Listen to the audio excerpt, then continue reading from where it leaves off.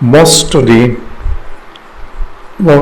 us, we take certain incidents very seriously, and we take them as omens. I'm talking about omen. Small incidents, a cat, you see a cat crossing, things like that. There are dozens of examples. Should we take all these things seriously? Are they really true? I say yes, some of them, they indicate certain things that may occur in future. Definitely they do. But again, not all omens. We have to understand which is the true omen and which is not the true one. And again, how do we do it?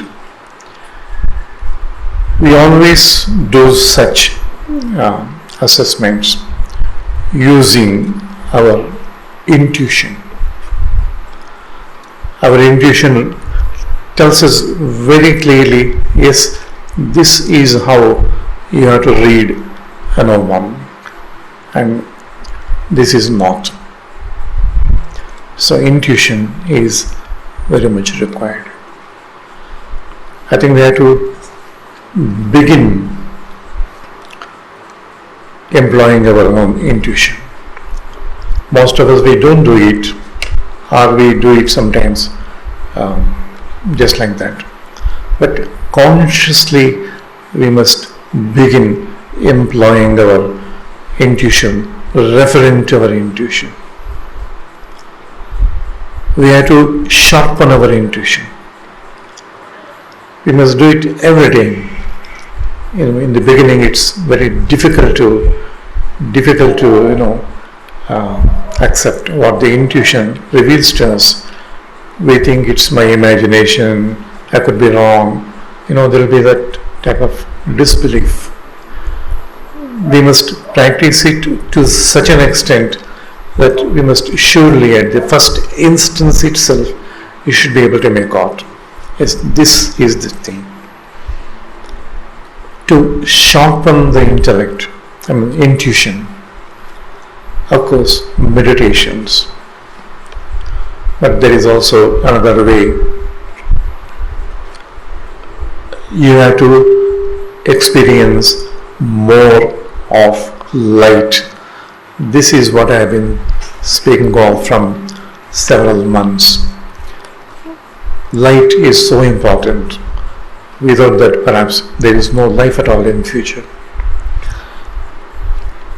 As we experience this light, I am not speaking of a form.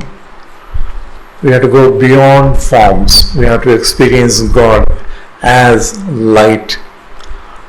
It is then all these faculties, they become operative, and intuition gets sharpened.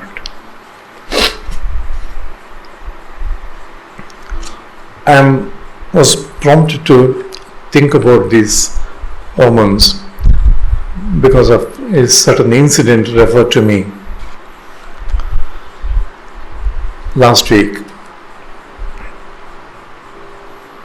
There was an idol of Lord Ganesha. For years it was in the house, and one day suddenly, while cleaning or so, it fell down. It broke into pieces. The lady, she is a student, very old student. She thought it's a very bad omen, and of course started crying all that. She referred it to me. She said, "What is in store for me? This is a very bad omen." I tried to check up this.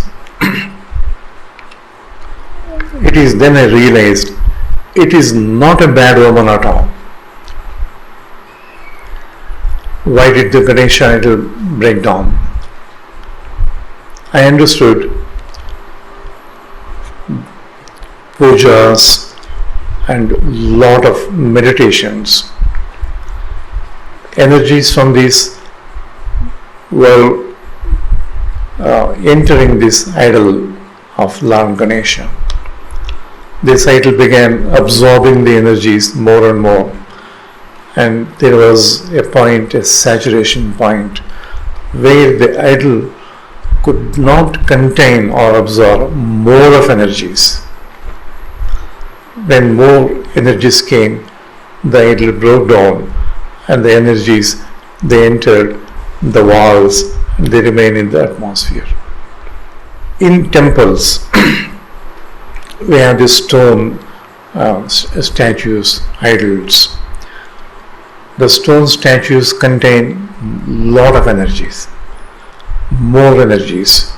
Even in temples, ancient temples, big temples, there will be more and more of energies. Then these energies will begin sinking down. Sometimes the rishis build up chambers to contain these energies. Example, Tirupati.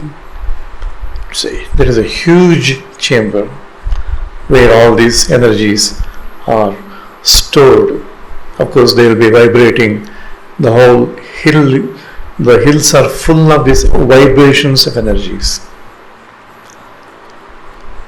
It's not the same case with the Nandi hills, not with the Chamandi hills.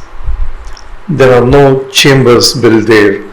Then the whole hill is the storehouse of these energies.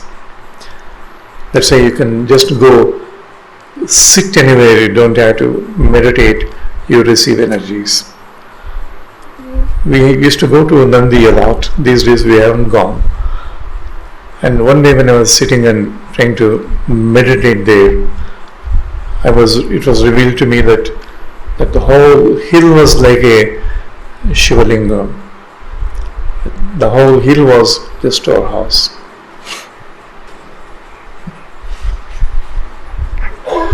And Varanasi, the whole city is full of these energies. The whole city. When you look at the life there, I was told there will be always, chaos, confusion, dirt, all that. But that's it at a different level. Entire Varanasi is full of Lord Shiva's energies. Anyway,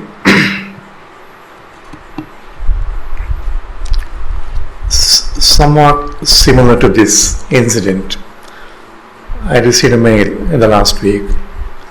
I quote this because there are lessons in this, and these are not instances from imaginary book. These are the instances from life, and what we learn from life, it helps us to lead the future life. A person had an accident, a motorbike accident, and he writes to me, he had this accident because a person did some black magic to him. He is so sure. And I checked up again. It's because, for my own knowledge, this understanding was necessary. I realized it was entirely baseless. He had the accident because he was careless. And it's also very funny, and it's so true. We'll always, find reasons in somebody else. I am perfect and the other person must be wrong. And I have mentioned over a kind of joke, hundreds of times. I don't mind repeating it again. A person will be driving a car, hits a lamppost, there will be an accident. A policeman will come and will go on asking. He will ask her, in your opinion, what would have avoided the accident? The lady says, the lamppost should not have been there. I read this nearly 40 years ago. I can't forget. It's typical actually. we always blame others. Similarly, and the poor person, whoever he was, he thought, because of that person, I had this accident. We easily infer, we easily conclude, and we have to always have someone to blame, then we feel comfortable. I think this we have to get over this. Not we, the meditators, not we. And meditators, we have to remember this first. When we are initiated, the first instance, we are connected to the network of the rishis. We are protected always. And our meditations, a person asked, give me a shield, give me a shield. I said, if you are meditating, you already have a shield. Our meditations are the shield. We don't require anything else. The thing is, we haven't understood meditations. That's why we blame somebody else for all our difficulties.